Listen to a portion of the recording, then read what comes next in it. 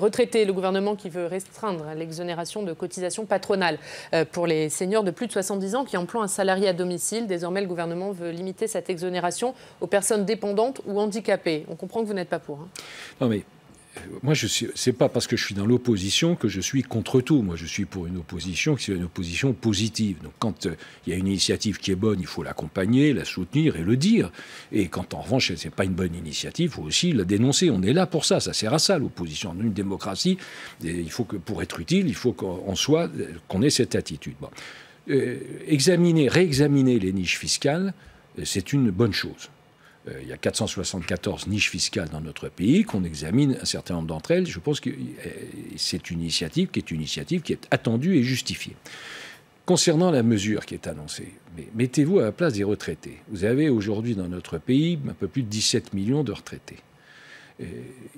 Ils ont entendu la hausse de la CSG. Alors tout ceci avec encore une fois un pas en avant, un pas en arrière, ainsi de suite. Enfin, c'était ça, la hausse de la CSG. Deuxièmement, ils ont entendu la non-indexation des pensions. Bon, là aussi, un pas en avant, un pas en arrière, un pas de côté. Ce qui est la méthode de ce gouvernement, je ne sais pas si c'est une méthode ou un capharnaüm, mais en tout cas, c'est comme ça. Un pas en avant, un pas en arrière, un pas de côté. Bon.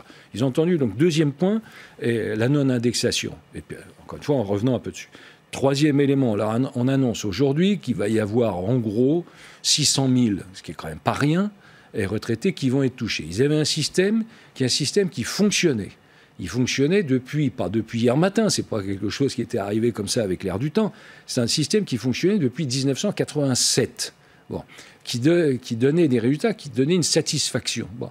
Aujourd'hui, vous allez avoir, je vous dis, aux alentours, il faut attendre les estimations, autour de 600 000 personnes qui vont être touchées par cela. Je fais un calcul rapide, je ne pense pas pouvoir être démenti, mais je pense que ça va faire entraîner un surcoût pour le retraité depuis 70 ans de l'ordre de 400 €. C'est pas rien, 400 €. C'est une somme qui est importante pour beaucoup de retraités, qui emploieraient une femme de ménage, par exemple, 5 heures par semaine, équivalent un peu plus du SMIC. Bon, ça va coûter sans doute 400 €. Bon, avant déduction fiscale. Donc, cette mesure est là aussi un mauvais signal. Je vous dis, vous avez une catégorie importante de la population qui considère qu'elle est une cible pour le gouvernement.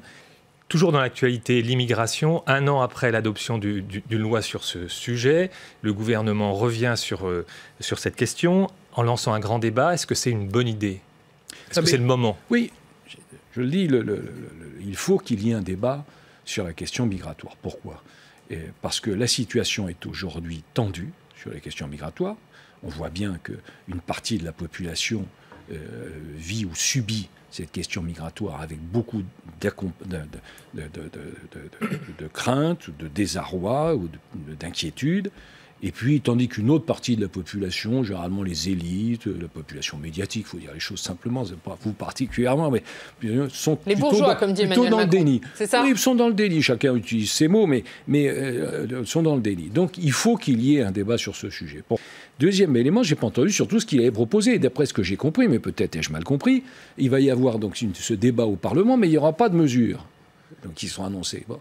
Moi, je vous dis, il y a des mesures à prendre. Il faut immédiatement rétablir la démarche de volonté pour devenir français. C'est quelque chose qui existait, qui a été supprimé. Je ne comprends pas pourquoi. Il faut naturellement rétablir ça. Ça fait partie des mesures. Est-ce qu'il faut réformer l'aide médicale d'État? Oui, attendez. Troisième élément, là où moi j'ai évolué, ce qui prouve que je respecte tout à fait ce que j'ai évolué, je pense qu'il faut des quotas aujourd'hui. Des quotas d'immigration. Il faut des quotas d'immigration. L'aide médicale d'État, bien sûr. L'aide médicale d'État, c'est en réalité 1 milliard, et c'est un système qui est très opaque, très peu contrôlé, et qui coûte 3-4 fois plus cher que par exemple chez nos voisins allemands. Donc, bien sûr qu'il faut faire évoluer l'aide médicale d'État. L'évoluer, mais pas la supprimer. Vous êtes pour sa suppression? Non, je suis pour une évolution en profondeur, c'est-à-dire que l'on refasse la nomenclature de manière très précise des maladies pour lesquelles il y a naturellement un traitement qui s'impose, parce que l'aide médicale d'État, encore une fois, il faut rappeler que ça concerne ceux qui viennent chez nous sans nous demander l'autorisation. Parce que c'est ça, en réalité, quand on parle clandestin, pas légaux, c'est ceux qui viennent en nous disant « votre opinion, ça m'est égal, que vous ayez envie ou pas envie de nous, on vient quand même ». Donc l'amender, mais pas la supprimer. Il faut restreindre le nombre de maladies qui donnent accès à cette aide médicale d'État.